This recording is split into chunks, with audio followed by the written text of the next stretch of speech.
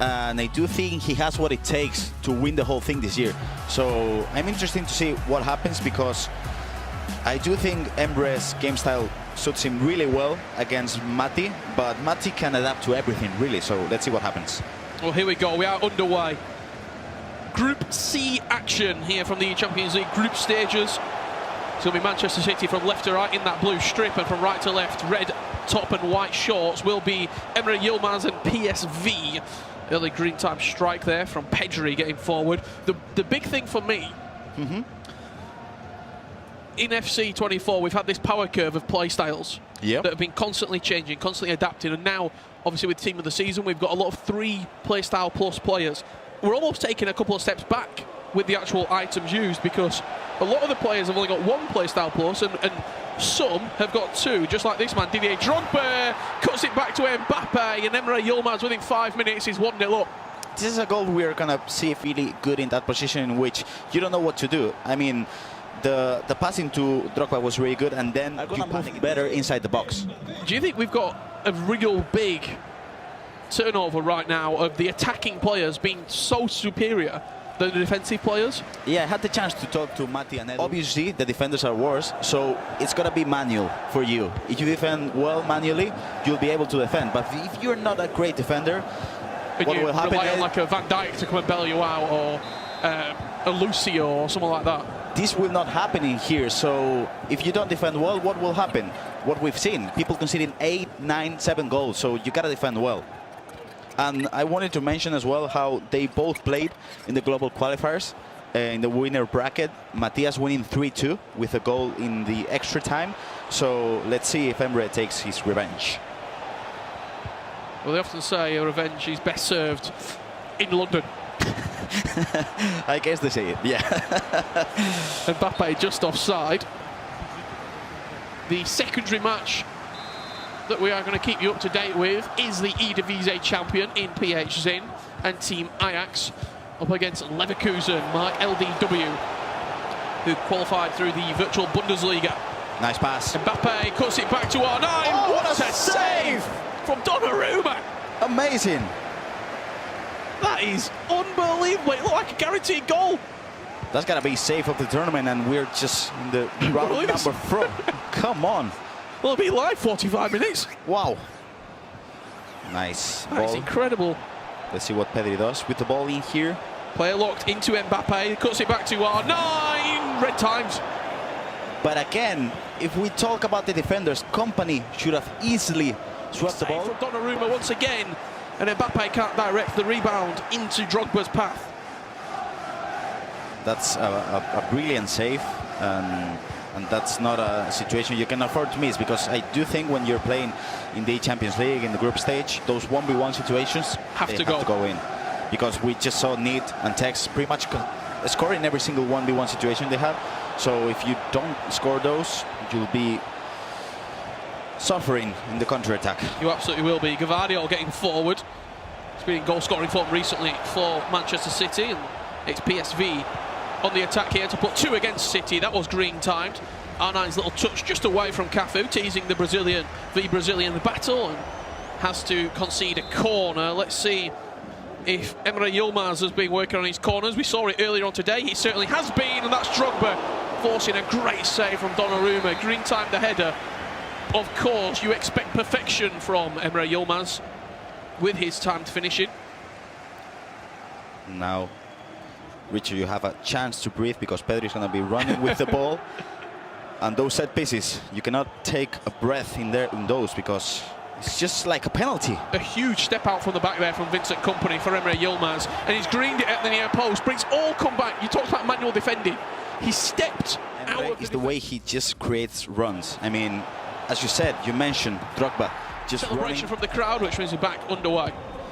Not only those 2 goals, but if we go just a big backwards, 1v1 situation saved, and then the other Donnarumma save as well. This could be easily 2-1 for Matteo. It could be 2-2, but you miss your chances, and now you're 2-0 down, and it's a tough match, because EMRE will keep coming for you.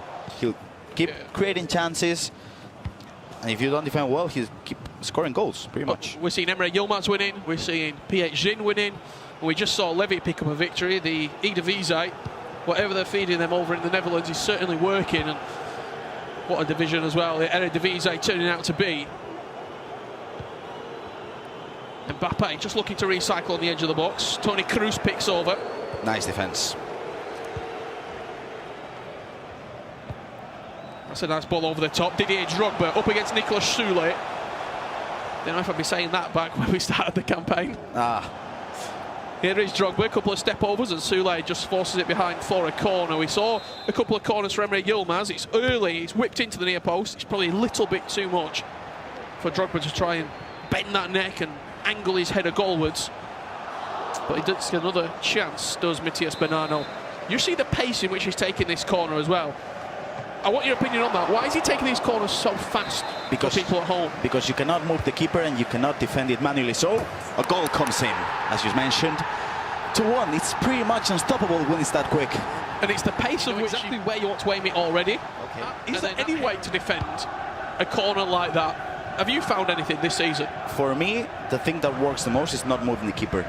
Because if you move the keeper, it's going to be too quick. So you're going to be put in a tough position in which the keeper won't be able to catch a ball, but he won't be able to save it.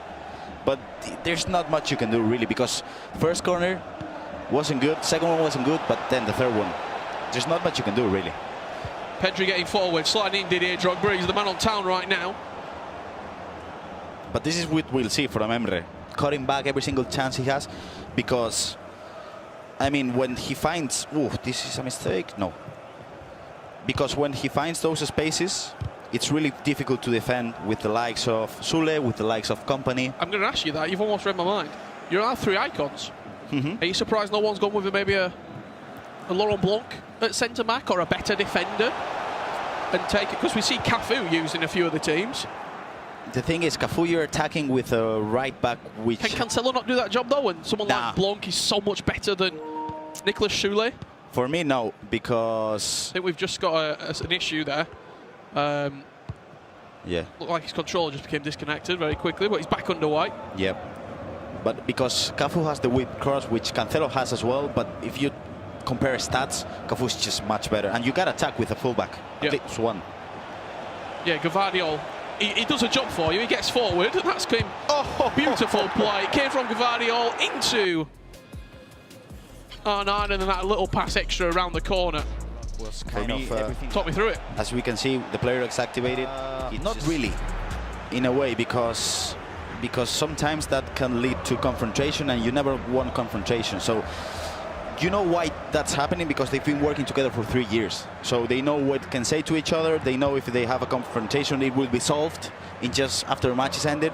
But sometimes, for example, Novak Djokovic in tennis doesn't like to talk really with his coach between the game, because it feels like it's disrupting. Or yeah, and they don't really understand what's going on in his mind inside when he's playing. So that kind of happens to Matías as well. I suppose what you've got as well with Edu and Bonanno, because for a lot of their time together, the only thing they've had is success. Yeah, it's a winning formula.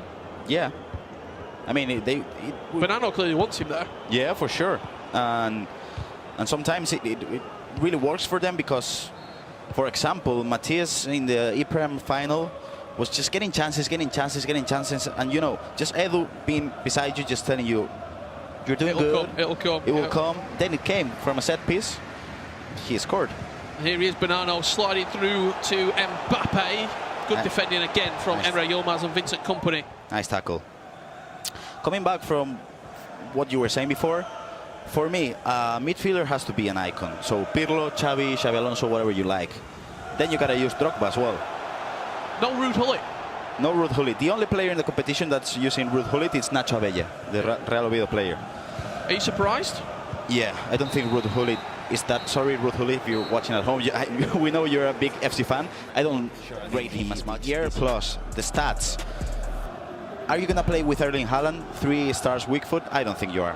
What I could have said is Ashley Cole, Kaká and Ruud Gullit, the 3 players at the eCHAMPIONS League that I've had the chance to commentate with.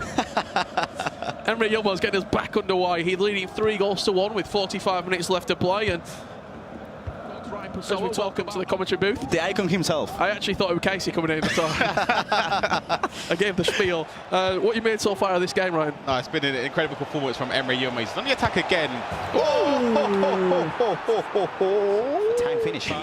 And Ryan, you know how hard that is really, because when we're playing at home, Champions and stuff, it's red time. Yeah, exactly. I'm spooning out for a throw on, I'll be honest. It's going out for a Greening throw. everything. The composure that he shows and the winning mentality. A lot of people, when they talk about who they think is going to win the Champions League, not only from the groups who's going to progress, but the actual winner, EMRE wasn't in a lot of conversation. Yeah. There's so many players that could rival him for that title. I spoke about Jesus. For me, he's someone we overlook a lot. He scores a lot of goals. And chance here for BONANNO with Didier Drogba. Went for the power shots. yeah, your favourite. I do like a power shot. Maybe in squad battles, Rich. Not here, though. Not here. I'll have you know, I'm a verified rank 1 player. Oh, you did? You did? You know what? Fair play. I did. Fair play. Cafu out wide. He's that attacking fullback, just trying to bring extra players into it, as R9 with a couple of step overs forces the tackle from Beasley, but a high interception up the pitch brings it back for EMRE. Drogba wins the knockdown. R9 with the strike, again Beasley in the way. What interested me is the first round, EMRE was losing 1-3 and he managed to come back and win the game 4-3. Now he's leading 4-1. Is he going to be able to do the opposite? I think he just gets it back to speak of the pause, and we are back underway very, very shortly. A few changes being made there for BONANNO. I just want to see if there's any personnel. Do we see any fresh stamina bars on the pitch? That's a dink over the top for Drogba, but Shule at the back. No way. If he got that. No way. Oh my goodness. Drogba is he's a force to be reckoned with. The strength, the aerial dominance as well. And he can move a bit. Yeah. He can move. 5-star weak foot. Just a bit. Just a bit. They have fairly similar teams, both of them, with Cafu, with Pedri. Speaking of Cafu, he floats it into the box. Shule up and away. The player lock header down. Falls EMRE YILMAZ's favour, and it could be a dangerous looking counter-attack. There's still 30 minutes left to play. There's loads of time left in this game. If BONANNO scores before 70, you probably think he's got a chance to get back into it. However, EMRE YILMAZ, every single attack, he comes forward, looks like scoring. There's just something about EMRE YILMAZ, the way he plays, the way he sets in the hours with the coach, just the setting of the tempo in a lot of games, and he just always seems to be on the front foot. Big mistake. This could be game, set and match. Trivella past the goalkeeper. Tackle, I do think he got time, but look at that tackle. He was out of position, and then that's a convincing result against Matias BONANNO. 5-1. Whoa. Could be 5-2. Company again, good piece of defending. What's gone wrong here, Ryan, for BONANNO? I think you just come up against a player that's just on better form, to be completely true. He's just somebody that's playing a better FC24 at this moment in time, and for Matias, he actually had to overcome in his first round today. Obstacles, yeah. And obstacles. He was 2-1 down at half-time, managed to overcome it and win 4-2 in the end. So he's not had his traditional level of performance so far as the days progressed, but EMRE YILMAZ potentially could have made matters worse there. Still can. A mistake, and that's number 6. He's just so aggressive. He's aggressive. I mean, he doesn't give you a chance to breathe. He's like a concrete blanket. He just lays on you, and there's nowhere to go. I mean, look at that press. Yeah. And then you go for it. And there's you're controlling with company, so you don't really have that skill. A question for you both. You've both been in positions where you've competed in a lot of big tournaments, and especially in groups where you come down to a group format, and maybe it could be a tiebreaker. Yeah. You're in a situation, you're 6-1 down. Does goal difference ever come into your mind where you're thinking, yeah, absolutely, just make sure no more? It's in my mind from the first game. You have to make sure that you're aware, because you know that could be the tiebreaker, that could be the difference. Here he is, Matias, trying to get a goal back in this game. But again, just good defending for EMRE. Not creative enough in the front foot. Group stages. He's very close to us. Yeah, group stages. Probably hear us. Yeah, he can. He's looking at you, I can see it in the corner of his eye. But I was just saying, group stages, it's a tough one because you want to start off very, very well. I've had two sides of a coin where I've started off badly, started off great. It's the mindset going into the next games. It's so important. How hard is it to reset round by round? Because we always say, you've got to get up for this next game. This is the game that you've got to win. But that last match that you just lost 6-1 will be playing in your mind still, Graf. How do you even comprehend resetting and trying to go with a clean mindset into a next round. For me, what's the most useful thing you can do is do something completely different. So you can just, I don't know, just go for a walk and then look at something outside in the street which doesn't relate to FC at all. Because if you think about FC, you'll think about the result and you'll think about getting crushed 6-1. Yeah. So you gotta put your mind into something else, completely different. Maybe going for a coffee, maybe going to a bathroom, whatever. But if you just feel like FC talk, you'll remember the match and you remember the mistakes. It's great play. 9 in here for BONANNO, could make it 6-2.